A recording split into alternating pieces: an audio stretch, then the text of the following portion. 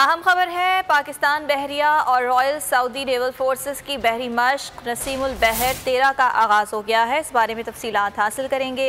नुमाइंदा खुसूसी अहमद मंसूर हमारे साथ मौजूद हैं। अहमद मंसूर, बताइएगा तर्जुमान पाक बहरिया ने क्या बताया इस बारे में मजीद?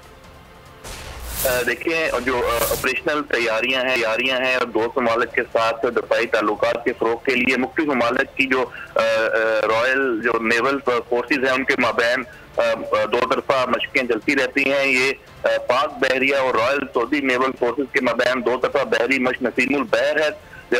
13वीं ये मश्क है जिसका आगाज हुआ है और ये पाकिस्तान और सऊदी अरब की जो बहरी अफवाज के माबैन बाकायदगी से मुनक्किद की जाती हैं।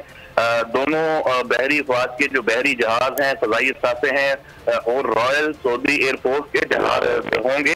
तर्जुमान पाक बहरिया ने यह भी बताया है कि इस मश्क में जो रवायती और गैर रवायती खतरात के खिलाफ मुश्तरका मैरीटाइम ऑपरेशन का इनकार किया जाएगा और मैरीटाइम ऑपरेशन की सलाहियत में इजाफे के हवाले से ये मश्क है और दोनों ममालिक के माबैन दो तरफा ताल्लुकात को मजीद फरोग देना भी इसका अहम मकसद है। जी ठीक है, इस बारे में आगाह किया अहमद मंसूर, बहुत शुक्रिया आपका।